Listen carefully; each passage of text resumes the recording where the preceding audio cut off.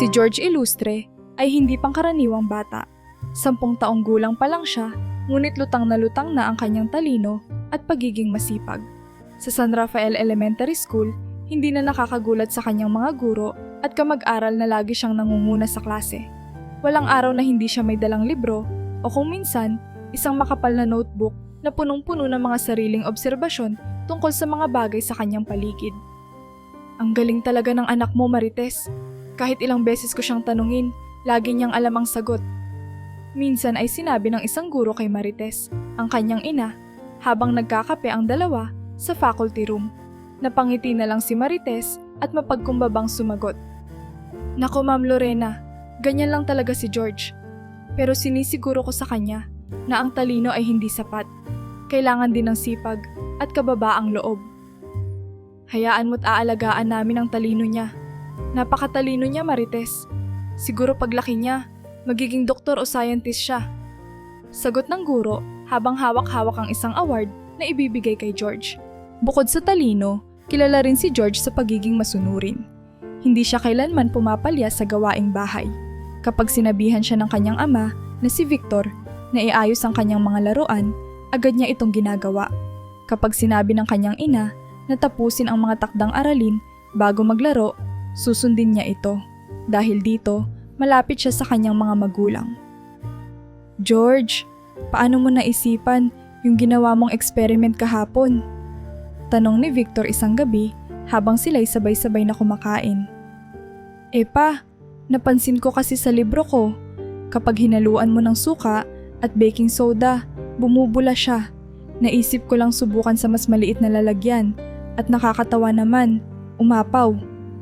Kwento ni George habang tila nasisiyahan sa alaala ng kanyang maliit na eksperimento. Ang galing mo talaga anak, pero tandaan mo, hindi lang dapat alam mo kung paano gumagana, kailangan mo rin alamin kung bakit. Yan ang susi ng tunay na scientist. Sabi ni Victor, nakangiti. Kapag malaki na ako, gusto ko talagang maging scientist pa. Gusto kong gumawa ng gamot na makakatulong sa maraming tao. Sagot ni George. Napakaganda ng pangarap mo, George. Siguraduhin mo lang na habang lumalaki ka, manatili kang masipag at mabait. Iyan ang magdadala sa iyo sa tagumpay. Dagdag ni Marites habang hinihimay ang isda sa plato ni George. Habang payapa ang buhay sa kanilang tahanan, hindi maiwasang mapansin ni Marites na may mga pagkakataong tila malalim ang iniisip ng kanyang anak. Minsan, makikita niya itong nakaupo sa kanilang maliit na bakuran, nakatingin sa langit at tila may mabigat na iniisip. George, anak, may iniisip ka ba? Tanong ni Marites, nilalapitan ng anak. Wala naman ma, nag-iisip lang ako kung paano kaya gumagana ang mga ulap. Parang ang bigat-bigat nila, pero hindi sila bumabagsak sa lupa. Sagot ni George, pilit na itinatago ang tunay na iniisip. Hindi alam ni Marites na bukod sa mga simpleng obserbasyon tungkol sa kalikasan, may ibang bagay na gumugulo sa isipan ni George. Sa kanyang murang edad, may narinig siyang mga bagay sa paaralan na hindi niya maunawaan. Mga usapan ng matatanda, mga salitang tila may malalim na kahulugan, mga binanggit na pangalan na hindi niya kilala. Bagamat hindi niya lubos na naiintindihan, nagdesisyon siyang huwag muna itong sabihin sa kanyang mga magulang. Sa halip, inilalagay niya ang mga natutuklasan sa kanyang notebook, isang maingat na tala ng mga bagay na hindi niya pa kayang ipaliwanag. George, anak, sigurado ka bang okay ka lang? Parang tahimik ka nitong mga nakaraang araw. Tanong ni Victor isang gabi habang inaayos ang necktie niya para sa trabaho. Opo pa, siguro po napapagod lang sa school. Sagot ni George, pero alam niya sa sarili niya na may iba pang dahilan. Sa gitna ng mga hindi niya maipaliwanag na bagay, nanatiling masipag si George sa kanyang pag-aaral. Nakuha niya ang respeto at paghanga ng kanyang mga kaklase. Kadalasan, kapag may group project, siya ang namumuno, ngunit hindi siya kailanman naging mayabang. Madalas niyang sabihin, kaya natin ito ng magkakasama. Ang mahalaga, gawin natin ang best natin. Ang mga guro naman ay laging nagpapalagay na si George ang magiging kinatawan ng kanilang eskwelahan sa iba't ibang kompetisyon. Siya rin ang madalas napipili para magbigay ng talumpati sa mga school program. Lahat ay nagkakaisa sa pagsasabing si George ay isang halimbawa ng magaling at mabuting mag-aaral. George, sa tingin mo, saan ka mag-aaral ng kolehiyo kapag malaki ka na? Tanong ng kaklase niyang si Ramon habang sila'y kumakain ng tanghalian. Hindi ko pa alam, pero gusto kong makapasok sa isang magandang eskwelahan. Siguro doon sa mga magagaling sa science at research. Sagot ni George na parang may malalim na pagninilay sa kanyang sagot. Sa kabila ng lahat ng papuri at tagumpay, si George ay nananatiling simple at mapagpakumbaba. Ngunit sa likod ng kanyang ngiti, may mga tanong sa kanyang isipan. Mga bagay na hindi niya pa maibahagi kanino man. Hindi sa kanyang mga guro, hindi sa kanyang mga magulang, at hindi sa kanyang mga kaibigan. Alam niyang darating ang araw na kailangan niyang ipahayag ang mga ito. Ngunit hindi niya inaasahan na darating iyon ng mas maaga kaysa sa kanyang inaakala. Isang maaraw na umaga, tuloy ang sigla sa San Rafael Elementary School. Sa unang tingin, parang isang ordinaryong araw lang. Mga mag-aaral na tumatakbo sa mga pasilyo, mga guro na abala sa kanilang mga leksyon, at si George Ilustre na buong sigasig na nag-aayos ng kanyang kagamitan sa science laboratory. Ito ang kanyang paboritong lugar sa buong paaralan, kung saan malaya niyang naisa sa katuparan ang kanyang mga eksperimento at natututo ng iba't ibang bagay tungkol sa mundo. George, sigurado ka bang kaya mo nang mag-set up ng mga test tube na yan mag-isa? Tanong ng kanyang guro na si Ma'am Lorena na nakamasid habang siya ay nagtatrabaho. Opo ma'am, sinunod ko po yung diagram na nasa libro. Ilang beses ko na pong ginawa ito sa bahay. Sagot niya nang may kasiguraduhan, hawak ang isang maliit na baso ng likido na kanyang inihahalo sa iba pa. Napahanga si Ma'am Lorena. Sige, pero dahan-dahan lang ha, huwag kang magmadali. Abala si George sa pagsukat at paghahalo ng mga kemikal, pansamantalang walang pakialam sa nangyayari sa paligid. Subalit, ang hindi niya alam, ang matagal ng kalumaan ng kanilang kagamitan ay magdudulot ng isang bagay na magbabago sa araw na iyon at marahil sa kanyang buhay. Habang iniabot niya ang isang bote ng suka sa kanyang kaklase, biglang narinig ang isang mahina ngunit matinis na tunog. Parang may kung anong maluwag o natanggal. Ang kanyang tingin ay napadako sa lumang estante ng mga kemikal sa kaliwang bahagi ng silid. Napansin niyang tila umuuga-uga ito sa bawat hakbang nila. Ma'am Lorena, parang medyo alanganin po yung estante. Punan niya. Napatingin si Ma'am Lorena, bahagyang napakunot ang noo. Oo nga George, matagal na yung estante na yan. Sige, pagkatapos ng klase, i-report natin yan sa principal. Subalit hindi na nila inabot ang pagkakataong iyon. Ilang saglit lang ang lumipas at sa isang iglap, biglang bumigay ang estante. Isang malakas na kalabog ang umalingaw-ngaw sa buong laboratorio. Ang mga bote ng kemikal na nakasalansan sa ibabaw ay sunod-sunod na bumagsak. Isang matalim na tunog ng salamin ang sumabog sa ere at ang ilan sa mga estudyanteng malapit sa estante ay nagtakbuhan palayo. Ngunit si George na nakatayo malapit dito ay hindi nakaligtas. George! Sigaw ni Ma'am Lorena, nagtatakbo palapit sa kanya. Natagpuan nila si George na natabunan ng mga sirang kahoy, bakal at nabasag na bote ng kemikal. Hindi na siya nakagalaw. Ang kanyang mga mata ay nakapikit at may bahid ng kulay dilaw at berde na likido sa kanyang uniforme. Tila napakabigat ng mga bagay na bumagsak sa kanya at wala ni isa man sa kanyang mga kaklase ang nakapag-react ng tama dahil sa pagkabigla. Tumawag ng tulong! Bilisan nyo! Utos ni Ma'am Lorena sa ibang estudyante habang tinatanggal ang mga nakapatong sa katawan ni George. Pilit niyang binubuhat ang mga piraso ng estante habang patuloy na sinasabi, George, huwag kang susuko anak, kakayanin mo ito. Ngunit si George ay tila walang malay. Ang kanyang mga kamay ay bahagyang nanginginig, ngunit walang lumalabas na kahit anong salita mula sa kanyang bibig. Sa loob ng ilang minuto, isang grupo ng mga maintenance staff at ibang guro ang dumating upang tumulong. Si Ma'am Lorena ay halos humahagulgol habang tinutulungan siyang buhatin si George. Wala nang pakialam ang lahat kung may tumapon man o natapon pa sa kanila. Ang mahalaga ay maialis si George mula sa mapanganib na sitwasyon. Nang makarating sila sa health office ng paaralan, napagdesisyon ng tawagan ang ambulansya. Sinamahan ni Ma'am Lorena si George hanggang sa dumating ang mga paramedic. Nakatingin siya sa batang estudyante, nagdarasal sa sarili na sana'y maging maayos ang lahat. Sa ospital, agad dinala si George sa emergency room. Mabilis ang kilos ng mga doktor at nurse. Ang kanyang mga magulang na sina Victor at Marites ay dumating na tila wala sa sarili, takot na takot at halos hindi maipinta ang muka. "Doc, ano na po ang nangyayari sa anak namin? Ano po ang kalagayan niya?" Tanong ni Victor, nanginginig ang tinig habang hawak ang kamay ng kanyang asawa. Matindi ang natamo niyang pinsala. Naipit siya sa ilalim ng mga matitigas na bagay at ang ilang kemikal na tumama sa kanya ay maaaring nakapinsala rin. Ginagawa na namin ang lahat upang mailigtas siya. Sagot ng doktor, pilit na nagpapakita ng kalmado, ngunit kita sa kanyang mukha ang seryosong sitwasyon. Nang pumasok sina Victor at Marites sa emergency room upang makita si George, ang kanilang anak ay nakakabit sa iba't ibang aparato. Nakakabit sa kanya ang dextrose at oxygen mask. Tahimik siya at parang nakikipaglaban ang kanyang katawan. Hindi nila mapigilang lumuha, ngunit hindi sila nagkulang sa pagdarasal. "George, anak, nandito lang kami. Lalaban ka anak, lalaban ka."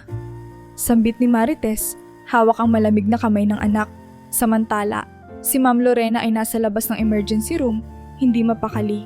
Habang hinihintay ang anumang update, naalala niya ang mga mata ni George bago mawalan ng malay. Parang may gustong sabihin ng bata, ngunit hindi niya nasabi. Parang may bigat na gustong ilabas, ngunit wala siyang nagawa kundi tumawag ng tulong. Habang lumalaban si George para sa kanyang buhay, ang buong ospital ay tila nakikiramay sa kanyang sitwasyon. Ang bawat taong nakakaalam sa kanya ay hindi makapaniwala na ang isang napakatalino, napakabait na batang tulad niya ay haharap sa ganitong trahedya. Subalit sa kabila ng lahat ng ito, may mga mata na nagmamasid, may mga nagtataka kung bakit nangyari ang ganitong insidente. Sa gitna ng trahedya, may mga tanong na sumisibol. Bakit bumigay ang lumang estante? Bakit nangyari ito sa isang bata pa lamang na puno ng pangarap? At sa mga tanong na ito, may mga sagot na hindi inaasahang magdadala ng mas malalim na kwento. Sa madilim na silid ng ospital, halos hindi magawang idilat ni George ang kanyang mga mata. Halos maghapon na siyang walang malay matapos ang aksidente, at sa bawat saglit na nagkakamalay siya, tila ba mas bumibigat ang kanyang pakiramdam. Pakiramdam niya ay nasa pagitan siya ng pagtulog at paggising ng sakit at kaluwagan. Ngunit sa isang maikling pagkakataon ng pagkamalay, may bumalik na alaala sa kanya. Isang bagay na matagal niyang iniisip, ngunit hindi niya masabi kanino man. Habang minamasdan siya ni Nurse Eliza, isang batang nurse na may mga 11 taon pa lang sa propesyon, napansin niyang bahagyang gumalaw ang mga daliri ni George. Lumapit siya sa kama ng bata, maingat na inilapit ang kanyang tainga sa mga labing halos hindi na bumubuka. "George?" Mahinang tawag ni Nurse Eliza. "George, naririnig mo ba ako? Kaya mo pa bang magsalita?" Sa isang halos hindi marinig na bulong, sumagot si George. "Ate, may sasabihin ako." "Anong sasabihin mo, George? Huwag kang magsalita ng mabigat. Magpahinga ka muna." Sagot ng nurse, bagamat naramdaman niyang may ibig sabihin ang bata na hindi pwedeng ipagpaliban. Huminga ng malalim si George, pilit na iniipon ang natitirang lakas upang masabi ang laman ng kanyang isipan. "Hindi ito aksidente." Mahinang bulong niya na halos hindi narinig ng nurse. Nanlaki ang mga mata ni Nurse Eliza. "Anong ibig mong sabihin, George? Hindi aksidente? Ano ang nangyari?" Napapikit si George, tila ba ninanamnam ang mga huling sandali ng kanyang lakas. "Nakita ko, may ginawa sila bago bumagsak yung estante." "Sinong sila?" Tanong ni Nurse Eliza, ngunit hindi na nakapagsalita muli ang bata. Nanatili siyang tahimik, ngunit nakita ni Nurse Eliza ang paggalaw ng kanyang mga labi, kaya't inilapit pa niya ang kanyang tainga. "Alam ko ang katiwalian. Hindi nila ako mapapatahimik." Isang huling bulong mula kay George bago siya muling nawalan ng malay. Hindi napigilan ni Nurse Eliza ang kilabot na dumaan sa kanyang katawan. Sinubukan niyang pakalmahin ang sarili, ngunit ang mga salitang narinig mula kay George ay nagpatindi ng kaba sa kanyang dibdib. "Katiwalian?"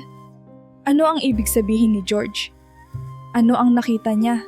Tumayo si Nurse Eliza, pilit na nilalabanan ang kaguluhang pumapasok sa kanyang isipan.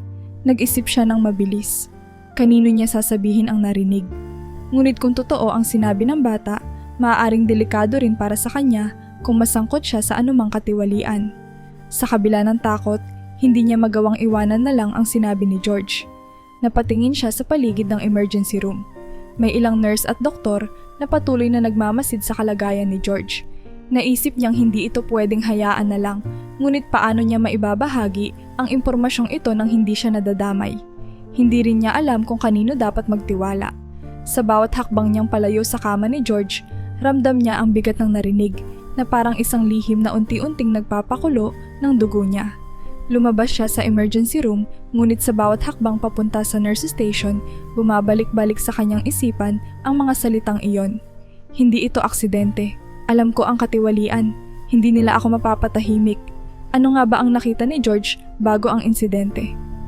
Kanino niya ito dapat sabihin? At kung sakaling may kinalaman ito sa isang mas malaking kasangkot na tao o grupo, paano niya ito haharapin? Sa kabila ng kaguluhan sa kanyang isipan, napagdesisyonan ni Nurse Eliza na itala sa kanyang logbook ang mga sinabi ni George. Hindi niya alam kung anong mangyayari, pero nais niyang may patunay na nagsabi ang bata ng ganoon. Hindi man niya sigurado kung kailan niya ito ilalabas, ang mahalaga ay naitala niya. Balik sa kama ni George, nanatili ang katahimikan. Ang batang minsan nang naging sentro ng paghanga ng kanyang mga guro at kaklase, ang batang may matayog na pangarap na maging scientist, ngayoy tahimik na nilalabanan ang sakit at tila may dinadala pang mas mabigat kaysa sa pisikal na sugat. Sa isipan ng nurse, malinaw ang isang bagay. Ang mga narinig niya ay hindi basta-basta. May gustong sabihin si George at alam niyang darating ang araw na ang mga salitang iyon ay magbubunyag ng isang katotohanang hindi inaasahan ng kahit sino sa kanila. Sa mga sumunod na araw, ang ospital ay tila na puno ng bulong-bulungan. Hindi maalis sa isip ng ilan sa staff, lalo na ng mga nurse at doktor na naroon noong araw na iyon, ang kakaibang pahayag ni George bago siya muling nawalan ng malay. Hindi ito aksidente, ang sabi ng bata. Alam ko ang katiwalian. Paulit-ulit itong umalingaw-ngaw sa isipan ni Nurse Eliza at ng iba pang nakarinig. May alam ba kayo sa sinasabi ng batang yon? Tanong ng isang intern sa kanyang senior na doktor habang nagkakape sila sa kantina ng ospital. Wala, sagot ng doktor, halatang nagdadalawang isip kung dapat pa niyang bigyang pansin ang mga narinig. Pero kung may katiwalian ngang tinutukoy siya, malaki yan. Baka konektado sa eskwelahan niya. Baka anong? Tanong ng intern, halos magtaka kung bakit tila umiiwas pa rin sa usapan ang mas senior na doktor. Baka delikado. Huwag na tayong makialam. Putol ng doktor bago tuluyang umalis. Ngunit hindi na napigilan ng bulong-bulungan ang pagkalat. Isang umagang madilim pa ang langit at bumubuhos ang ulan na iparating na rin kay Victor at Marites ang sinabi ng kanilang anak. Hindi makapaniwala ang mag-asawa. Si George, may alam sa katiwalian? Paanong mangyayari iyon? Napakabata pa niya. Narinig mo yung sinabi ng anak natin, Victor? Anong ibig sabihin ng hindi aksidente? At anong katiwalian? Tanong ni Marites habang nasa waiting area sila ng ospital. Ang kanyang mga mata ay halatang kulang sa tulog at ang pagod ay nag-aapoy sa kanyang boses. Hindi ko alam, Marites, pero imposible naman. Saan makakarinig ng ganun si George? Isang bata? Siguro naman hindi niya iniimbento yon. Sagot ni Victor, pilit na pinipilit ang sarili na manatiling kalmado. Huwag kang magtangkang isipin na gawa-gawa lang ito ng anak natin. Kilala mo si George. Alam mo na hindi siya nagsisinungaling. Sabi ni Marites, tila nagpapaalala sa asawa na hindi dapat baliwalain ang sinabi ng kanilang anak. Sa puntong iyon, nagdesisyon si Victor na alamin kung ano ang maaaring pinanggalingan ng sinasabi ni George. Nagsimula siyang magtanong-tanong sa ospital. Sinubukan niyang kausapin si Nurse Eliza, ngunit natuklasan niyang pansamantalang umuwi ito sa probinsya. Nagtanong din siya sa mga doktor, ngunit tila wala silang alam o ayaw lang nilang magsalita. Gayunpaman, lumutang ang isang mahalagang impormasyon. may nagaganap na investigasyon sa aksidente ni George. Anong investigasyon? Tanong ni Victor sa isang hospital administrator. Hindi ba't aksidente lang ito? Hindi po namin maibigay ang buong detalye, sir. Pero ayon po sa initial findings, may nakita raw po ang school administration na nakapagpapaisip na maaaring may sabotahe. Sagot ng administrator, pilit na nilalampasan ang tingin ni Victor. Sabotahe? Ulit ni Victor habang napapatingin sa asawa niyang nakikinig sa gilid.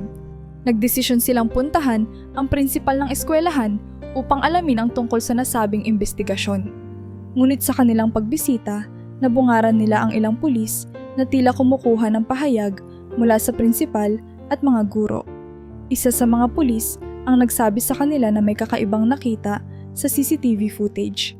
Isang gabi bago ang insidente, may lalaking pumasok sa eskwelahan at tila may kinalikot sa laboratorio. May natukoy na ba kayong identity ng lalaking iyon? Tanong ni Victor, halatang mas naiirita kaysa kinakabahan. Sa ngayon po, hindi pa malinaw ang pagkakakilanlan niya. Sagot ng isa sa mga pulis. Pero hindi siya staff ng school. Hindi rin siya nakarehistro bilang estudyante o bisita. Higit sa lahat, sir. Dagdag pa ng pulis, may natuklasan kaming mga nawawalang dokumento mula sa opisina ng prinsipal. Mukhang hindi simpleng insidente lang ito. Nagulat sina Victor at Marites. Nawawalang dokumento? Lalaking hindi kilala? Hindi na nila alam kung ano ang dapat paniwalaan. Ang tahimik na buhay na dating meron sila ay biglang napuno ng mga tanong at pangamba. Marites, bakit ba kailangan mangyari ito kay George? Tanong ni Victor sa kanyang asawa habang sila'y pauwi mula sa paaralan. Hindi ko rin alam, Victor, pero kailangan nating malaman kung ano ang alam ng anak natin. Kailangan nating malaman kung ano ang totoo. Sagot ni Marites habang pilit pinipigil ang pagluha. Habang si George ay nananatiling walang malay sa ospital, unti-unting lumalabas ang mga piraso ng kwento. Ang lalaking nakita sa CCTV, ang nawawalang dokumento, ang pag-aakala ng marami na simpleng aksidente lamang ito. Ngunit sa kanilang paghahanap ng sagot, tila mas lalong lumalalim ang hiwaga. Sa kanilang mga puso, alam ng mag-asawa na hindi sila titigil hanggat hindi nila nalalaman ang buong katotohanan. At kahit napakahirap ng kanilang pinagdadaanan, determinado silang protektahan ang kanilang anak at ilantad ang kung anumang masamang puwersa ang nasa likod ng lahat ng ito. Nang muling dumilat si George, una niyang napansin ang mapuputing ilaw ng ospital. Naguguluhan pa ang kanyang isipan, para bang may kulang o nawawala sa kanyang alaala. Pilit niyang ginalaw ang kanyang mga daliri. Sa kadahan-dahang idinilat ang kanyang mga mata ng mas maayos. Noon niya nakita ang kanyang mga magulang na nakaupo malapit sa kanyang kama. Kapwa may bakas ng takot at lungkot ang kanilang mga mukha. Mahinang tawag ni George, halos pabulong. Agad siyang nilapitan ni Marites at hinawakan ang kanyang kamay. George, anak, salamat naman at nagising ka. Sabi ng kanyang ina, bakas ang pagkaantig sa kanyang tinig. Kumusta ang pakiramdam mo? Ito po, medyo mahina pa.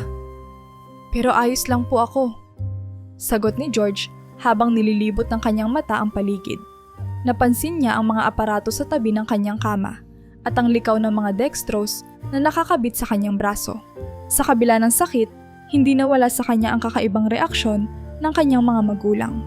Kitang-kita sa kanilang mga mata ang magkahalong pag-aalala at pagkabigla na tila ba may malalim silang iniisip. Ano po ang nangyari? Bakit ganyan po ang tingin niyo sa akin? Tanong ni George, pilit na umuupo ng bahagya. Hindi maipaliwanag ng bata pero ramdam niyang may isang bagay na nagbago. Nagkatinginan sina Victor at Marites. Sa unang pagkakataon, nagkaroon sila ng alinlangan kung paano kakausapin ang kanilang anak. Napabuntong hininga si Victor bago nagsalita. George, may narinig kami. Mula sa ospital, may sinabi ka raw bago ka mawalan ng malay. Tungkol sa katiwalian. Halos huminto ang mundo ni George nang marinig niya ang salitang iyon. Biglang bumalik sa kanya ang naaalala niya bago ang aksidente. Ang lihim na pilit niyang itinatago, ang impormasyon na kahit sa murang edad ay alam niyang mapanganib. Napakagatlabi siya. Alam niyang wala na siyang magagawa. Nalaman na ng kanyang mga magulang ang totoo. Anak, dagdag pa ni Marites, halatang natataranta. Anong ibig sabihin nito? May narinig ka raw na katiwalian sa eskwelahan? Bakit hindi mo sinabi sa amin? Sa puntong iyon, napansin ni Marites na nangingilid ang luha ng anak. Nakita niyang tila hirap si George na magsalita. Parang pinipigilan ang sarili, pero sa huli, bumigay rin siya. Nakita ko po at narinig. Mahinang sabi ni George, ang boses ay halatang nagpipigil ng emosyon. Nakita ko po sila. Ilang linggo bago ang aksidente. Sino sila? Tanong ni Victor, nakatitig sa anak, halatang sabik malaman ang katotohanan. Sino ang tinutukoy mo? Nagbuntong hininga si George at nilakasan ang loob. Nasa may faculty room po ako noon. Naghahanap ng notebook ko na naiwan ko yata sa isang mesa. Pero, noong nandoon ako, may narinig akong usapan ng prinsipal at ng isang lalaki. Hindi ko kilala yung lalaki, pero mukhang importante siya. Tumigil siya sandali, parang binibigyang oras ang kanyang sarili upang magpatuloy. Narinig ko pong may binanggit sila tungkol sa ghost projects daw at kickback. May nabanggit din po silang pamemeke ng grado. Hindi ko po maintindihan lahat, pero parang alam kong mali. Alam kong may ginagawang masama. Natigilan ang kanyang mga magulang sa sinabi niya. Hindi nila akalaing ang kanilang anak, sa murang edad, ay makaririnig ng ganoong kabigat na usapan. Lalo na't si George, isang bata lang na wala pa sa tamang edad upang lubos na maintindihan ang lahat ng iyon. George, anak, sigurado ka bang narinig mo lahat ng yan? Tanong ni Marites habang mahigpit na hawak ang kamay ng anak. Hindi ba't baka nagkamali ka lang? Hindi makatingin si George sa kanyang mga magulang, tila nahihiya. Sigurado po ako, ma. Ayaw ko pong paniwalaan noong una, pero paulit-ulit pong pumasok sa isip ko ang sinabi nila. Kaya po sinubukan kong magsulat sa notebook ng mga narinig ko. Kasi gusto ko pong malaman kung ano ang ibig sabihin. Pero hindi ko po alam kung kanino sasabihin. Hindi ko po alam kung sino ang pwede kong pagtiwalaan. Napakagatlabi si Victor. Alam niyang ang bata ay nasa isang delikadong sitwasyon. Ang kanyang anak, na sanay nag-aaral lang ng leksyon at abala sa mga eksperimento, ay biglang nadamay sa isang bagay na higit pa sa kanyang edad. Anak, dapat sinabi mo sa amin agad. Sabi ni Victor, pilit na tinatago ang kanyang galit. Hindi sa kanyang anak, kundi sa mga taong nasa likod ng katiwaliang iyon. Hindi mo kailangang itago yan. Dapat kami ang sumalo sa'yo sa ganitong bagay. Huwag kang mag-alala, George. Dagdag ni Marites, pinipilit maging kalmado. Narito kami ng papa mo. Hindi ka namin pababayaan. Napailing si George. Alam niyang kahit anong mangyari, nakaguhit na sa utak ng kanyang mga magulang ang lahat ng kanyang nasabi. Ang mga salitang narinig niya, ghost projects, kickback, pamemeke ng grado, ay parang mantsa sa kanyang isipan. Alam niyang hindi na niya kayang balikan ang dati niyang buhay na puno ng mga simpleng pangarap. Alam niyang sa sandaling ito, siya ay isang bata na may daladalang lihim na maaaring magbago ng lahat. Hindi pa man lubusang gumagaling si George, dumating na ang unang hudyat ng mas malalaking suliranin na kakaharapin ng pamilya Ilustre. Sa kanilang tahimik na bahay, kung saan madalas nilang pagsaluhan ng hapunan o mag-usap tungkol sa pang-araw-araw na buhay, nagsimulang magbago ang pakiramdam. Ang dating maaliwalas at payapang gabi ay napalitan ng kaba, pag-aalala, at isang lumalalim na takot na hindi nila matukoy kung saan nagmumula. Isang gabi, habang natutulog si George sa kanyang kwarto, nag-uusap sina Victor at Marites sa kusina. Nagpaplano sila kung paano haharapin ang sitwasyong kinasasadlakan ng kanilang pamilya. Ang kanilang anak ay tila isang batang nadulas sa isang bangin. Wala sa plano, walang ideya kung paano makakabangon at kailangan bigyan ng tulong upang makaahon. Victor, hindi ko na alam kung ano ang gagawin. Bulalas ni Marites habang binabalot ang sarili ng kumot. Alam kong mahalaga ang sinabi ni George, pero paano kung tama ang narinig ko sa ospital? Na baka delikado ito. Paano kung may mga taong hindi papayag na ilantad natin ang katotohanan? Marites! Sagot ni Victor habang iniinom ang malamig na kape. Anong gagawin natin? Tatanggapin na lang ba natin na hindi na tayo ligtas? O palagi tayong magtutulog-tulugan? Ang mahalaga ngayon ay si George. Kailangang protektahan natin siya. Pero hindi nila inaasahan na ang peligro ay mas mabilis na susulpot kaysa sa kanilang inaasahan. Sa kalagitnaan ng kanilang usapan, biglang tumunog ang landline sa sala. Nagtinginan ang mag-asawa, parehong napuno ng pag-aalinlangan. Wala nang madalas gumamit ng landline sa mga panahong ito, lalo na't gabi na. Sino kaya yan? Tanong ni Marites, halatang kinakabahan. Hintayin nating tumigil. Sagot ni Victor, ngunit nang hindi ito tumigil, napilitan siyang sagutin. Hello? Maingat na sabi niya, ang boses ay nananatiling matatag, kahit na ang kanyang dibdib ay tila binabalot ng kaba. Walang tunog sa kabilang linya sa unang sandali, ngunit pagkatapos ng ilang segundo, narinig niya ang isang mahinang boses ng lalaki. Tumigil kayo kung ayaw niyong may mangyari pang mas masama. Iyon lang ang sinabi, ngunit sapat na iyon upang tumindig ang balahibo ni Victor. Napatingin siya kay Marites na noon pa man ay hawak na ang kanyang dibdib, parang hindi makapaniwala sa narinig. Anong sinabi? Tanong ni Marites, halos bulong ngunit may halong sindak. Isang banta. Sagot ni Victor, tila sinasabi nilang huwag na tayong makialam. Hindi mapigilan ni Marites na mapaupo at mapaiyak. Victor, paano na tayo nito? Paano si George? Hinawakan ni Victor ang balikat ng asawa at pilit itong pinakalma. Marites, huwag kang matakot. Kahit ano pa ang mangyari, gagawin ko ang lahat upang protektahan kayo ng anak natin.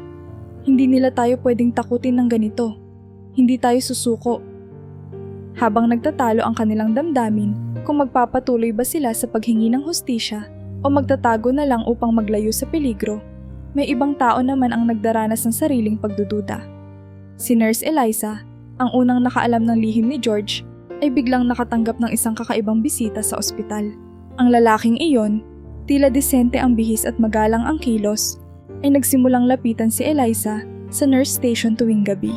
Sa simula, tila normal na pakikitungo lamang. Mga pagbati, simpleng usapan tungkol sa oras ng trabaho at mga kwento ng kung saan-saan.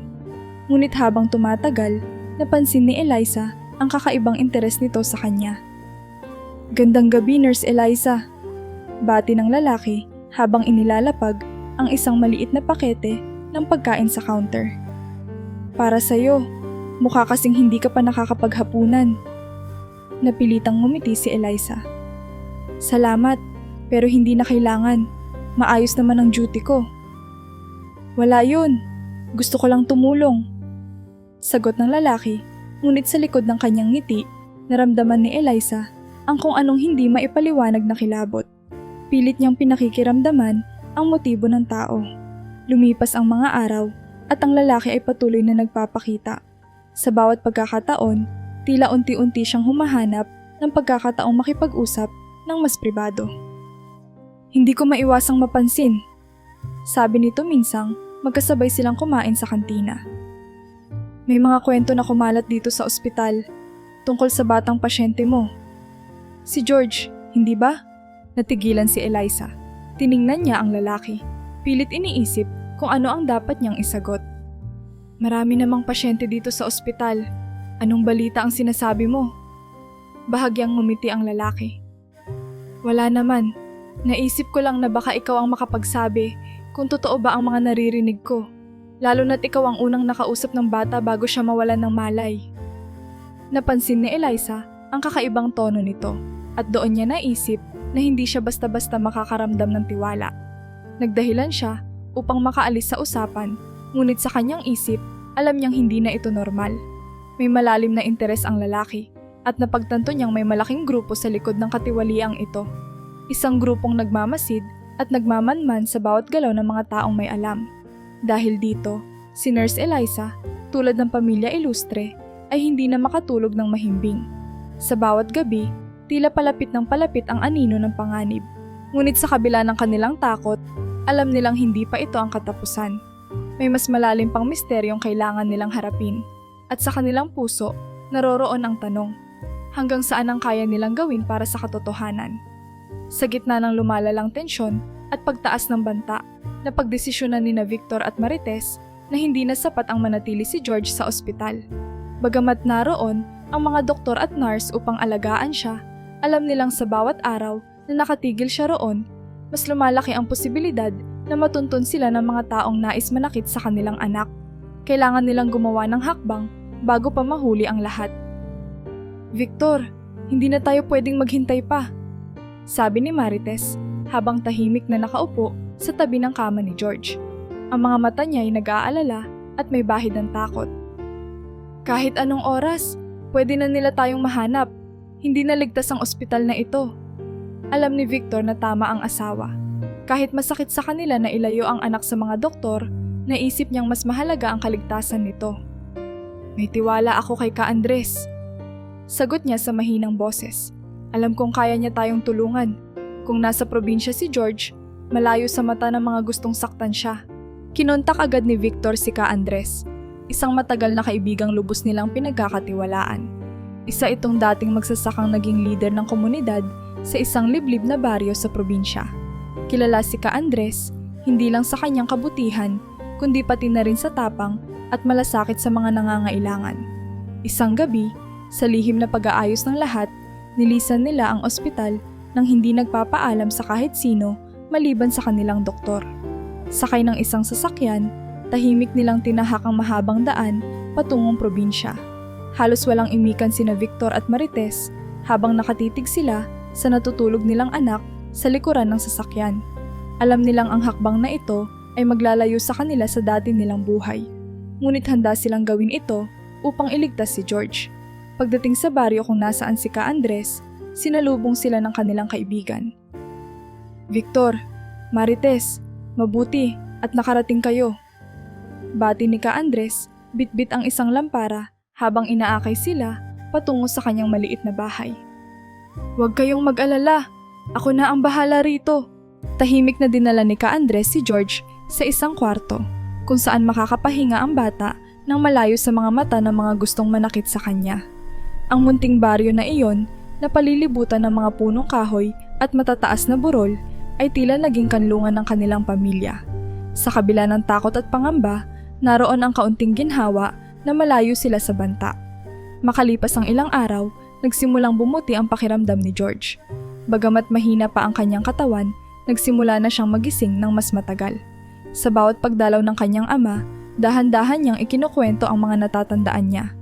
Ang mga boses sa faculty room, ang mga salitang ghost projects at kickback, ang misteryosong lalaki na nakita niya sa unang pagkakataon. Pa, naalala ko po. May kausap si Principal Gregorio, isang lalaki na hindi ko kilala. Hindi ko po makita ng malinaw ang mukha, pero parang mataas po ang posisyon niya. Kwento ni George habang nakaupo sa kanyang kama, hawak ang isang basong tubig na inabot ng kanyang ama. Sabi mo nga, narinig mo silang nag-uusap tungkol sa katiwalian. Sagot ni Victor, halatang iniisip ng mabuti ang bawat salita ng kanyang anak. Pero ano pa ang sinabi nila? May binanggit po sila tungkol sa isang Mayor Argente. Hindi ko po alam kung sino iyon noong una, pero sabi nila, siya raw ang nagpapalakad ng ghost projects. Tapos, parang nabanggit nila na may pera silang pinaghahatian. Dagdag ni George, pilit inaalala ang bawat detalye. Nagulat si Victor sa narinig. Alam niya kung sino si Mayor Renato Argente, isang politiko na matagal nang binabalot ng mga chismis ng katiwalian. Maraming balita noon tungkol sa kanya, mula sa pagkakaroon ng tagong yaman hanggang sa mga proyekto ng gobyerno na hindi natapos ngunit ginastusan, ngunit walang makapagpatunay laban sa kanya. Laging nalulusutan ni Mayor Argente ang mga akusasyon. Anak, alam mo bang delikado ang sinasabi mo? Tanong ni Victor habang tinatampalasan ang isang baso sa kanyang palad. Ang mga taong iyon, hindi basta-basta nagpapatalo. Kung totoo nga may kinalaman si Mayor Argente, hindi siya papayag na basta lumabas ang pangalan niya. Napatango si George. Opo pa, kaya nga po hindi ko agad sinabi noon. Natatakot din po ako. Pero, alam ko pong mali ang ginagawa nila. Kaya kahit mahirap po, kahit natatakot ako, Kailangan po nating gawin kung ano ang tama. Hinawakan ni Victor ang balikat ng anak. George, tama ka. Pero dapat nating pag-isipan ng mabuti ang mga susunod na hakbang. Hindi pwedeng bara-bara lang ang galaw natin. Kailangan nating protektahan ang pamilya mo at makahanap ng tamang paraan para malantad ang totoo. Samantala, sa baryo, nanatiling tahimik ang lahat. Walang nakakalam kung sino ang pamilya Ilustre at kung bakit sila naroon. Si Ka Andres, sa kanyang tahimik na paraan, ay sinisiguradong walang nakakapasok sa baryo nang hindi niya nalalaman. Sa likod ng lahat ng ito, naroon pa rin ang kaba sa bawat araw. Kaba na maaaring may dumating na tao mula sa syudad, maghanap sa kanila at pilitin silang manahimik. Ang araw-araw na takot at ang responsibilidad na dalhin ang bigat ng katotohanan ay unti-unting nagiging bahagi ng buhay ni Victor, Marites at George. Ngunit sa kabila ng panganib, malinaw sa kanilang pamilya na kailangang paghandaan ang susunod na hakbang. Sapagkat ang pagtatago ng katotohanan ay hindi nangangahulugang pagsuko.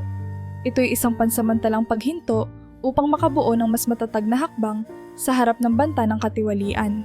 Sa kabila ng kanilang pagtatago sa baryo, naramdaman ni Victor na ang kanilang pamilya ay tila palaging nasa dulo ng isang mahaba at maitim na anino. Sa bawat araw na lumilipas, mas lalo niyang napapansin ang mga kakaibang bagay sa paligid, mga estrangherong nag-uusisa, mga sasakyang tila nagmamasid, at ang pakiramdam na lagi silang may nagbabantay. Alam niyang hindi iyon simpleng paranoia. May dahilan upang maghinala siya. Patuloy ang kanyang tahimik, ngunit matyagang investigasyon sa nangyari sa paaralan. Sinubukan niyang alamin kung sino ang lalaking kausap ng prinsipal at kung may ebidensyang makapagpapatunay na si Mayor Renato Argente nga ang nasa likod ng lahat. Ngunit habang lumalapit siya sa katotohanan, mas nagiging lantad ang panganib. Isang gabi, habang nag-uusap si Victor at Ka Andres sa labas ng bahay, may narinig silang mahinang kaluskos sa di kalayuan. Agad na nagtayuan ang balahibo ni Victor. Parang may tao. Bulong niya kay Ka Andres, sabay ng bahagyang paglingon sa likuran. Hindi mo ba sinabi kung nasaan tayo? Tanong ni Ka Andres, malamig ang tono. Wala akong sinabihan maliban sa iyo at kay Marites. Sagot ni Victor. Mula sa gilid ng bahay, nakita nila ang anino ng isang lalaki na may bitbit na bagay na tila isang baril. Mabilis nilang pinatay ang ilaw at sumenyas kay Marites na itago si George sa loob ng kwarto. Ngunit bago pa man sila makagalaw ng maayos, narinig nila ang mahinang tunog ng mga yabag na papalapit sa pintuan. Dumapo ang isang malakas na katok. Buksan niyo ang pinto! Sigaw ng lalaki sa labas, ang boses ay puno ng pagbabanta. Alam namin na nandyan si George. Nagkatinginan sina Victor at Ka Andres. Alam nilang hindi pwedeng magbukas, ngunit kailangan nilang gumawa ng paraan para maitulak palayo ang banta. Habang ang lalaki sa labas ay patuloy na kumakatok at tila tinutulak ang pinto, mabilis na kumilos si Ka Andres. Inabot niya ang isang matigas na kahoy na hawak sa gilid at tumango kay Victor. Binuksan nila ang pinto, ngunit sapat lamang para gulatin ang lalaki. Sa isang mabilis na galaw, tinapik ni Ka Andres ang baril mula sa kamay ng estranghero, habang si Victor ay humarang sa likod nito. Nabuwal ang lalaki at mabilis silang nakatakbo papasok, inilak muli ang pintuan at tumawag ng tulong mula sa mga kasamahan ni Ka Andres. Hindi na ligtas dito, sabi ni Victor kay Ka Andres matapos ang insidente. Mas magiging delikado ang anak ko kung mananatili kami. Ngunit alam ni Victor na hindi na rin sapat ang patuloy na pagtatago. Ang mga banta ay hindi na lamang basta panghaharas. May intensyon ng saktan sila at si George. Napagtanto nilang hindi na nila pwedeng hayaan lang na manatili sa dilim ang katotohanan. Kung gusto nilang makalaya sa takot na ito, kailangan nilang ilabas ang katotohanan. Kahit pa nangangahulugan iyon ng mas malaking panganib. Nakahanap sila ng koneksyon sa pamamagitan ng isang veteranong investigative journalist na si Louie Mercado. Matagal nang kilala si Louie sa larangan ng pamamahayag. Kilala sa mga ekspose laban sa katiwalian at may matibay na kredibilidad. Isinalaysay ni Victor kay Louie ang lahat ng mga alaalang ikinuwento ni George, pati na ang mga detalyeng nakalap niya mula sa kanyang sariling investigasyon. Pinakita rin nila ang notebook na sinulatan ni George, pati na ang mga pangalan at transaksyon na maaaring magugnay kay Mayor Argente sa katiwalian. Victor, sabi ni Louie matapos basahin ang ilang pahina sa notebook ni George. Malaki ang kaso nyo, pero kung totoo ang mga detalyeng ito, kailangan nating maging maingat. Hindi basta-basta si Mayor Argente. Malakas ang koneksyon niya, maraming resources. Kung lalabas tayo, siguraduhing handa kayong harapin ang mas matinding banta. Wala na kaming ibang mapipili, sagot ni Victor. Kahit pa nangangahulugan ito ng mas malaking peligro, gusto naming lumaban. Hindi pwedeng patuloy nilang gamitin ang sistema para magpayaman sa pamamagitan ng pandaraya. Sa tulong ni Louie, unti-unting lumabas ang katotohanan. Nagsimula itong mabalita sa mga malalaking pahayagan at TV networks. Ang pangalan ni Mayor Argente, na noon ay tila napakalinis sa mata ng publiko, ay unti-unting nadungisan ng mga akusasyon ng ghost projects, kickbacks, at iba pang katiwalian. Ang kwento ni George, ang batang naglakas loob na magsalita sa kabila ng panganib, ay naging sentro ng kwento. Ngunit bago pa man maipalabas ang lahat ng ebidensya, dumating ang isang malagim na pangyayari. Isang gabi, habang nagpapahinga ang buong pamilya sa bahay ni Ka Andres, biglang narinig ni Marites ang mga yabag mula sa labas. "Victor!" bulong niya, "may tao sa labas." Mabilis silang bumangon, ngunit huli na ang lahat. Nang lumabas si Victor, nakita niyang wala na si George sa kwarto nito. Ang bintana ay nakabukas at may bakas ng kaladkad na paa sa lupa. Naidukot na si George at sa isang iglap, parang gumuho ang mundo ni Victor at Marites. "George!" sigaw ni Marites, halos maluha-luha habang hinahawakan ang braso ni Victor. "Paano nila nagawa ito? Nandito tayo para protektahan siya." Ngunit sa kabila ng pangyayaring ito, alam nilang hindi sila pwedeng sumuko. May hawak silang katotohanan, at kung may paraan para iligtas si George at mabunyag ang katiwalian, gagawin nila ang lahat. Ang katahimikan ng gabi sa baryo ay biglang nabalot ng kaguluhan nang matuklasang wala na si George sa kanyang kwarto. Walang kaalam-alam sina Victor at Marites kung paano ito nangyari. Lahat ng kanilang pag-iingat, lahat ng hakbang upang mapanatili siyang ligtas, tila nabaliwala sa isang iglap. Tumambad sa kanila ang bukas na bintana, ang kaladkad na bakas ng paa sa lupa, at ang mga pira-pirasong dahon ng halamang bumagsak mula sa hardin. "Victor, paano nila nagawa ito?" sigaw ni Marites habang pilit pinipigil ang luha. "Sino ang kumuha sa anak natin?" "Iwan mo muna yan sa akin," sagot ni Victor. Pilit pinapanatiling kalmado ang kanyang tinig, kahit halata sa kanyang mga mata ang galit at pag-aalala. Hahanapin natin siya. Ngunit sa kanyang isip, hindi rin niya malaman kung saan sisimulan. Ang baryo ay tila hiwalay sa mundo, walang modernong komunikasyon at limitado ang kanilang maaring tawagan para humingi ng tulong. Habang patuloy nilang iniimbestigahan ang lugar kung saan nawala si George, isang tanong ang paulit-ulit na sumagi sa kanilang isipan. Sino ang gumawa nito?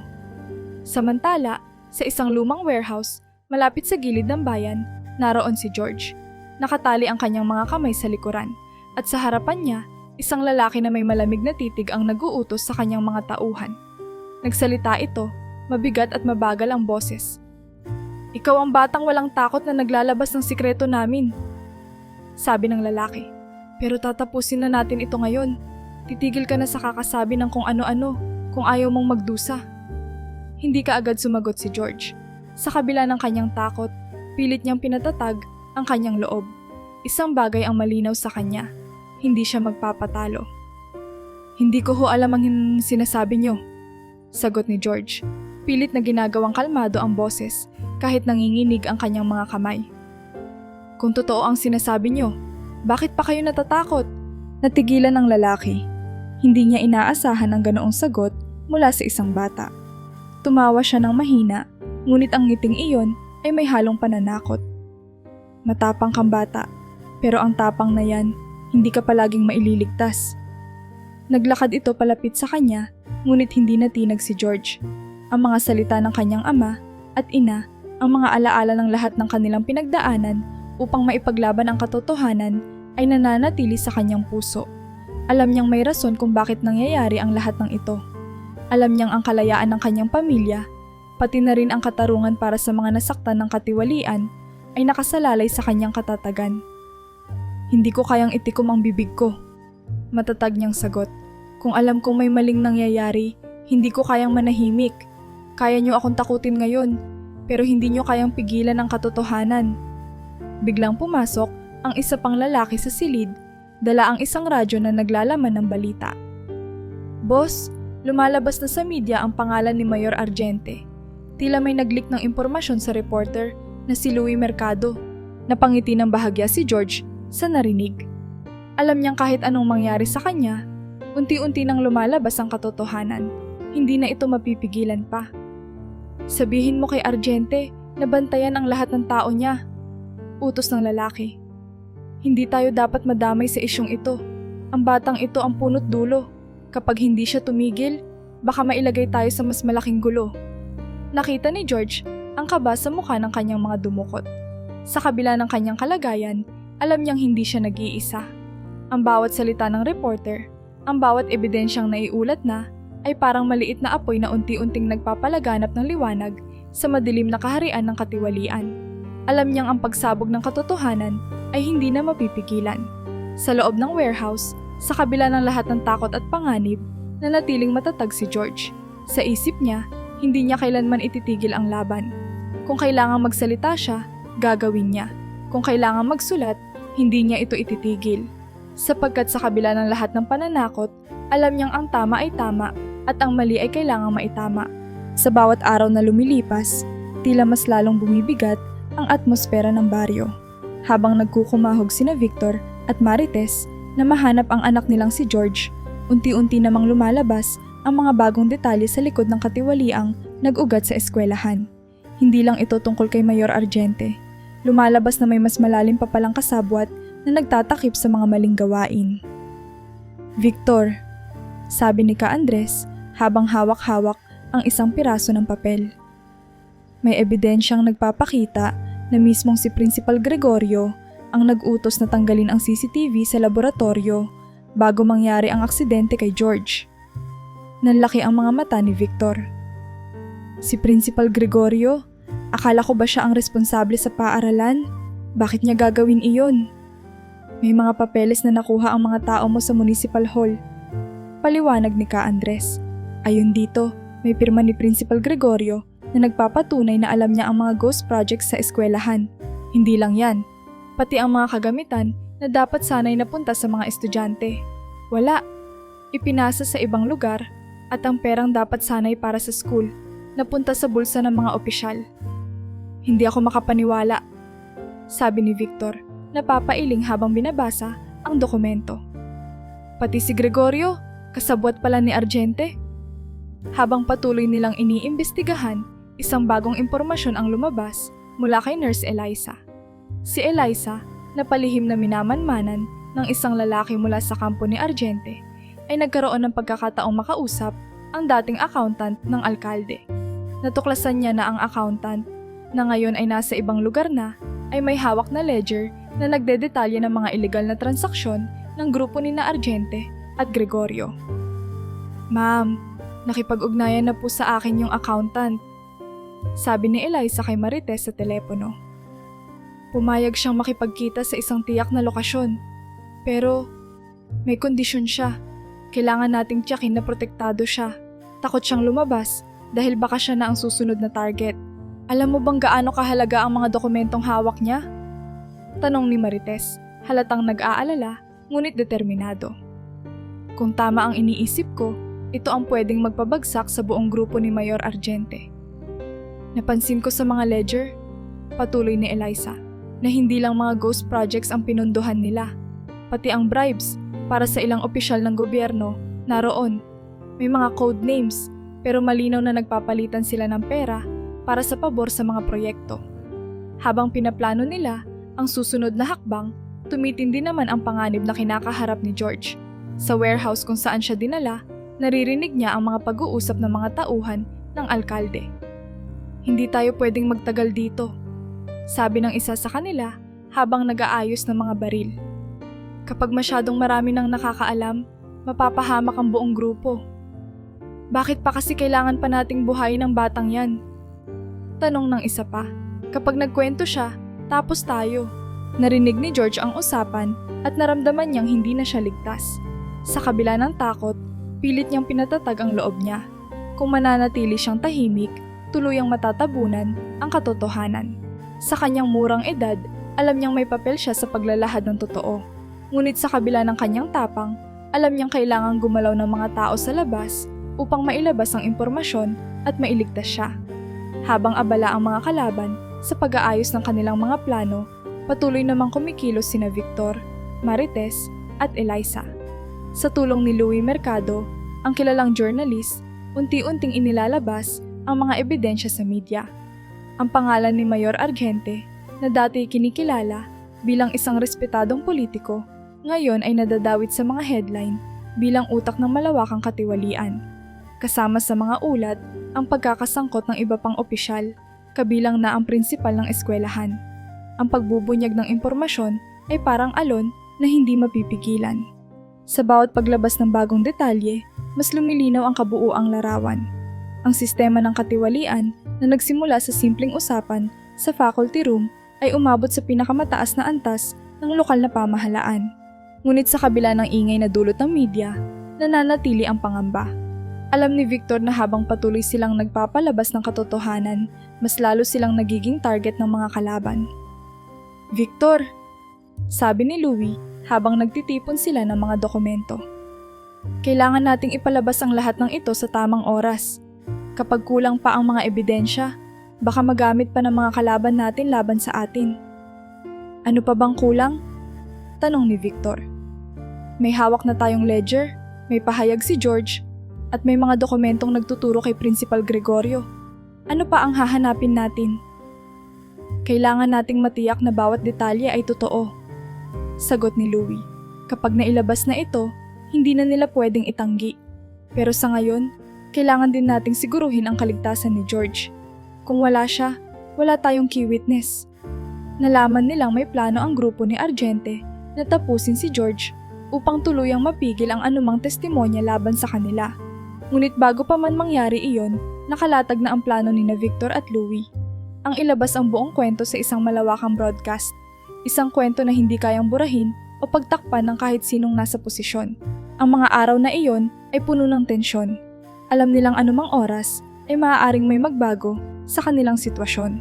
Ngunit sa bawat paghakbang nila, palapit sa pagbubunyag ng katotohanan, mas lumalapit din sila sa layuning maipakita sa publiko ang kalokohang matagal nang natatakpan ng kasinungalingan at takot. Sa kabila ng lahat ng panganib, nananatili silang buo ang loob. Alam nilang kailangang mailabas ang lahat bago tuluyang mahuli ang lahat. Sa loob ng madilim at malamig na kwarto, sa lumang warehouse, tahimik na nakaupo si George sa isang sulok. Ang kanyang mga kamay ay mahigpit na nakatali at ang katawan niya ay nanghihina mula sa gutom at pagod. Ngunit sa kabila ng lahat, hindi siya nawalan ng pag-asa. Sa murang edad, napatunayan na niyang may lakas siyang harapin ang kahit anong pagsubok. Sa kanyang isip, paulit-ulit niyang iniisip ang mga salitang sinabi ng kanyang ama. "Kahit anong mangyari, George, huwag kang bibitiw. Laging may paraan." Lumipas ang ilang araw na walang tiyak na pagkain at tulog. Nakikita niya sa mga bantay ang kanilang pagod at kawalang interes. Isa sa mga ito ang madalas magreklamo. "Hirap nito. Ilang araw na natin binabantayan ang batang yan, tapos wala pa ring sagot sa itaas kung ano ang susunod na gagawin." Napansin ni George na may mga pagkakataong umaalis ang ilan sa kanila, iniiwan siya sa isang gilid ng kwarto. Isa sa mga araw na iyon, habang ang isang bantay ay pansamantalang lumabas para magyosi, napansin ni George ang piraso ng matalim na bakal sa sahig malapit sa kanyang mga paa. Mabilis niyang ginamit ang kanyang mga daliri upang kunin ito. Dahan-dahang iniangat at sinimulang gawing gamit para kalasin ang kanyang mga tali. "Konti na lang," bulong niya sa sarili habang nakikiramdam sa bawat galaw sa paligid. Naririnig niya ang mga yabag ng mga bantay sa kabilang bahagi ng warehouse, ngunit tila hindi nila napapansin ang ginagawa niya. Nang sa wakas ay kumalas na ang gapos, dahan-dahang gumalaw si George papunta sa isang maliit na bintana na natatakpan lamang ng lumang plywood. Maingat niyang inangat iyon, pinilit na huwag makalikha ng ingay. Mula roon, Nakita niya ang dilim ng kakahuyan sa labas. Ito na ang pagkakataon ko, naisip niya. Kailangan kong makalayo. Dahan-dahang gumapang si George palabas, naramdaman niya ang malamig na hangin sa kanyang balat. Ngunit habang siya'y palapit na sa gilid ng kakahuyan, narinig niyang may nag-ingay sa likuran. "Hoy bata!" Sigaw ng isa sa mga tauhan ni Mayor Argente. "Tumakas siya! Hulihin niyo!" Napatakbo si George. Sa gitna ng madilim na kagubatan, pilit niyang hinahanap ang landas na hindi matutunton. Tumutulo ang kanyang luha sa takot, ngunit pilit niyang nilalabanan ang kanyang sarili na huminto o mag-isip ng negatibo. Naririnig niya ang mga yabag ng dalawang lalaki sa kanyang likuran. Naririnig din niya ang mga sigaw na, "Kapag nahuli kita, wala ka nang kawala." Ngunit wala siyang ibang iniisip kundi ang tumakbo hanggat kaya niya. Habang patuloy siyang naglalakad sa gitna ng kakahuyan, napansin niya ang anino ng isang lumang bahay. Halos hindi ito kita sa dilim, ngunit napansin niya ang hugis ng bubong na tila nakalubog sa mga puno. Lumapit siya roon, tahimik na sumilip mula sa basag na bintana. Sa loob, may makalumang mesa at isang lumang telepono sa gilid nito.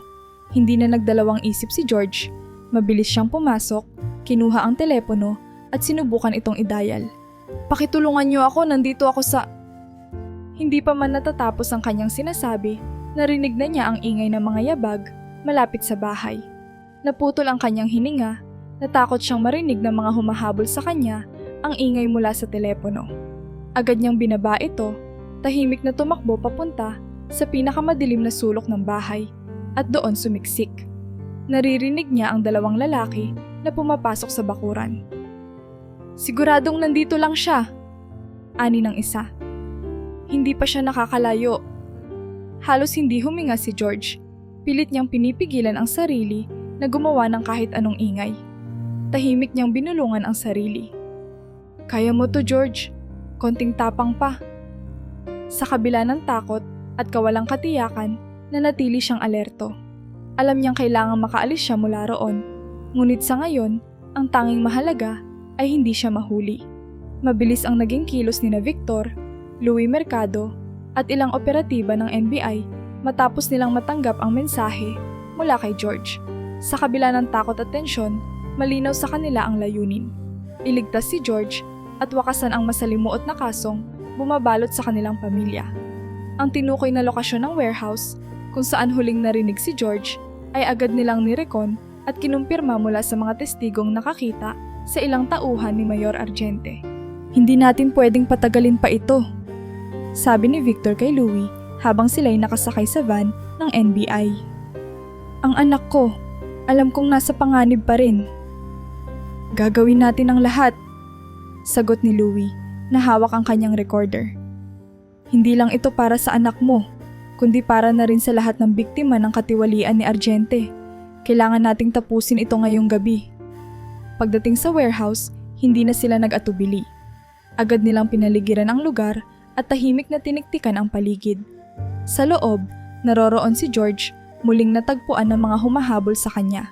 Napansin niyang mas lumakas ang presensya ng mga bantay at bawat pintuan at bintana ay mahigpit ng binabantayan.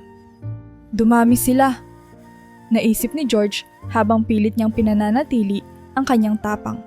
Sa kabila ng lahat, hindi siya sumuko. Alam niyang hindi nag-aksaya ng oras ang kanyang ama at ang mga tumutulong sa kanila. Handa siyang maghintay at gumawa ng paraan upang manatiling ligtas hanggat hindi dumarating ang tulong. Mula sa labas, ang mga tauhan ng NBI ay nagbigay na ng signal para sa operasyon. Sa isang iglap, sinimulan nilang lusubin ang warehouse. Ang tahimik na gabi ay biglang napuno ng putok ng baril at malalakas na sigawan. Ang mga tauhan ni Mayor Argente na dati kampante sa kanilang kinalalagyan ay nagulat at agad na nagtakbuhan para magtago. Ngunit handa ang mga otoridad at unti-unti nilang napalapit sa gitna ng warehouse kung nasaan si George. "George, anak!" sigaw ni Victor habang kasama ang mga operatiba. Pilit nilang tinutulak ang mga pinto at binabakuran ang bawat sulok ng gusali. Alam niyang hindi nila pwedeng iwan ang lugar nang hindi kasama ang anak. Narinig ni George ang sigaw ng kanyang ama at tila muling lumakas ang kanyang loob. "Papa, nandito ako!" Sigaw niya pabalik sabay hampas ng isang kahoy sa pader upang magbigay ng palatandaan kung nasaan siya. Sa gitna ng kaguluhan, natagpuan siya ni Victor. Ang kanyang inaasahang pagkaligtas ay tuluyang nangyari. Agad siyang niyakap ng kanyang ama, habang ang mga operatiba ay nagbigay ng proteksyon mula sa mga natitirang tauhan ni Argente. "Anak, ligtas ka na!" bulong ni Victor habang pilit na pinipigil ang pagluha. "Huwag kang mag-alala, nandito na kami." Ngunit hindi pa iyon ang katapusan. Habang ang iba'y nagdiriwang ng kaligtasan ni George, patuloy namang inilalabas ni Louie Mercado ang mga ebidensya sa telebisyon at social media. Sa tulong ng lahat ng impormasyon mula sa ledger na nakuha, pati na ang mga testimonya mula sa mga dating tauhan ni Argente, naging sunod-sunod ang balita. Sa loob lamang ng ilang araw, nagkaroon ng malawakang investigasyon na umabot sa national level. Ang pangalan ni Mayor Argente, na dati parang hindi matitinag, ay ngayon naging sentro ng iskandalo. Ang katotohanan ay lumalabas na, pahayag ni Louie sa isang live broadcast. Hindi lamang isang pampublikong opisyal ang sangkot dito. Sa tulong ng mga dokumento at testigong may lakas ng loob na magsalita, na ibubunyag natin ang sistematikong katiwalian na umabot sa iba't ibang sangay ng lokal na pamahalaan. Habang patuloy ang malawakang ekspose, nahuli sina Mayor Argente at Principal Gregorio, pati na rin ang ilan pang kasabwat nila. Ang mga dating iniiwasan ng batas ay ngayon nasampahan ng kaso, pandarambong, pag-abuso sa kapangyarihan at paglabag sa karapatang pantao. Sa tulong ng matibay na ebidensya, unti-unting naipakita ang bigat ng kanilang kasalanan sa sambayanan. Samantala, si George ay dinala sa ospital upang masiguradong maayos ang kanyang kalagayan. Muli niyang nakapiling ang kanyang pamilya at bagamat maraming natutunan mula sa karanasang iyon, alam nilang hindi nila makakalimutan ang hirap at takot na kanilang pinagdaanan. "George," sabi ni Marites habang hinahawakan ang kamay ng kanyang anak. "Salamat sa tapang mo. Kung hindi dahil sa'yo, hindi natin malalaman ang katotohanan." Ngumiti si George, bagamat mahina pa, ramdam ang pagmamalaki ng kanyang ina. "Ma, hindi po ako magtatagumpay kung hindi dahil sa inyo at kay Papa. Lahat po tayo ang lumaban." Habang isinusulong ang mga kaso laban kay Argente at sa kanyang mga kasabwat, ang buong bayan ay naging mas mulat sa kung gaano kalalim ang katiwaliang nagaganap sa kanilang paligid. Nagkaroon ng masusing pagsusuri sa lahat ng proyekto at transaksyon sa lokal na pamahalaan, at ang mga taong may impluwensya dati ay unti-unting nawalan ng lakas at kapangyarihan. Ang pangyayaring ito ay naging hudyat ng pagbabago sa kanilang komunidad. Sa kabila ng sakit at trahedya, nagdulot ito ng inspirasyon sa marami na ipaglaban ang tama at tapusin ang mali. Ngunit para kay George, ang pinakamatamis na tagumpay ay ang malaman na ligtas na ang kanyang pamilya, at ang katotohanan ay tuluyan ng lumitaw. Makalipas ang ilang buwan mula sa madilim na kabanata ng kanilang buhay, unti-unting bumalik sa normal ang araw-araw na takbo ng pamilya Ilustre. Sa labas, muling bumalik ang ingay ng mga naglalako sa kalye at ang paggalaw ng mga batang naglalaro sa kalsada. Ngunit sa kabila ng kapayapaang ito, alam ng pamilya na ang sugat mula sa nakaraan ay hindi agad maghihilom. Si George, na bagamat mukhang masaya na sa kanyang pagbabalik sa bahay, ay minsan-minsang natitigilan tuwing may naririnig na malalakas na tunog o di maipaliwanag na yabag sa labas. Sa gabing tahimik, minsan niyang naiisip ang dilim ng warehouse, ang malamig na semento at ang takot na bumalot sa kanya habang sinusubukan niyang kumawala mula sa mga tauhan ni Mayor Argente. Ngunit sa halip na magpatali sa trauma, pinili niyang gawing inspirasyon ang mga karanasang iyon. "George?" tanong ni Marites isang gabi habang sila'y sabay na naguhugas ng pinggan. "Kumusta ka na ngayon? May nararamdaman ka pa bang kaba?" "Hindi na po masyado, Ma." Sagot niya, bagamat may kaunting pag-aalinlangan. "Minsan lang, iniisip ko pa rin kung paano nangyari lahat yun. Pero alam ko pong tapos na. At siguro po, dapat magpasalamat na lang ako. Kasi po, kahit papaano, nakatulong po yung nangyari sa amin para lumabas ang totoo." Napatigil si Marites at hinawakan ang balikat ng anak. "Tama ka, anak. Lahat ng pinagdaanan natin, kahit gaano kahirap, may dahilan. At ang mahalaga, hindi ka sumuko. Napakalaki ng ginawa mo, George." Sa kanyang pagbabalik sa paaralan, nagulat si George sa mainit na pagtanggap ng kanyang mga kamag-aral. Ang mga batang dati tahimik lamang sa harap niya ay ngayon tila nagsilbing grupo ng taga-suporta. Sa bawat pagpasok niya sa silid-aralan, naroon ang bulong-bulungan ng paghanga, ang mga mata ng respeto at ang malalaking ngiti mula sa kanyang mga kaibigan. "George! Ang tapang mo talaga!" Bulalas ni Ramon, ang kanyang kaklase, habang sila'y naglalakad sa pasilyo. "Hindi ko alam kung kaya kong gawin yung ginawa mo. Ikaw na talaga." "Salamat, Ramon," sagot ni George habang hinahawakan ang strap ng kanyang bag. "Pero hindi ko rin naman yun magagawa kung wala kayo. Lalo na yung pamilya ko. Sila talaga ang tumulong para kayanin ko lahat." "Eh ngayon?" tanong ni Ramon. "Anong plano mo? Babalik ka na ba sa pag-experiment mo sa science lab?" Ngumiti si George. "Oo, babalik ako. Pero ngayon, hindi lang ako gagawa ng mga experiment para matutunan ang tungkol sa science. Gagamitin ko yung mga natutunan ko para tumulong. Siguro, balang araw, gusto ko pong gumawa ng mga paraan para maipakita sa ibang tao na may magagawa tayo kahit maliit lang." Hindi lang si Ramon ang humanga kay George. Pati ang mga guro ay hindi maitago ang kanilang paggalang sa batang ipinaglaban ang tama sa murang edad. Sa mga school assembly, madalas na binabanggit ang kanyang pangalan bilang halimbawa ng kabayanihan at tapang. "Mga estudyante," sabi ni Ma'am Lorena sa isang okasyon, si George ay isang paalala sa atin na kahit gaano kahirap ang sitwasyon, kapag alam natin ang tama, dapat tayong manindigan. At iyan ang ginawa niya. Nagpatuloy si George sa kanyang pangarap na maging scientist, ngunit hindi na lamang ito tungkol sa pagtuklas ng mga bagong bagay sa laboratorio.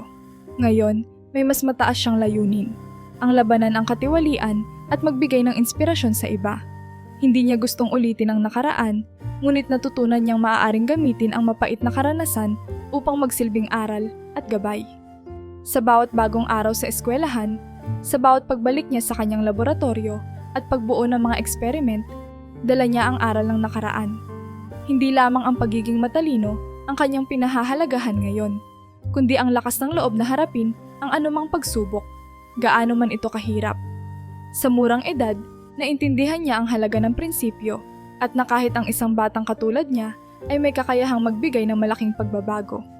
At sa huli, habang binubuksan niya ang isang makapal na libro sa kanyang mesa at sinisimulan ang bagong experiment, bumaling siya sa kanyang ama na nasa kusina at sumigaw. "Patingnan niyo po ito, parang gagana na ang bago kong project." Tumawa si Victor at tumingin mula sa pinto ng kusina. "Ang galing mo talaga, anak. Alam kong marami ka pang magagawa, pero huwag mong kalimutan, hindi lang science ang nagpapalaki sa isang tao. Ang puso at lakas ng loob mo, yan ang tunay na yaman mo." Ngumiti si George at tumango. Alam niyang tama ang kanyang ama. Sa kabila ng lahat ng unos, isang bagay ang nanatiling malinaw. Hindi lamang katalinuhan ang mahalaga sa buhay, kundi ang lakas ng loob na harapin ang anumang hamon at ang pananampalatayang hindi kailanman bibitiw.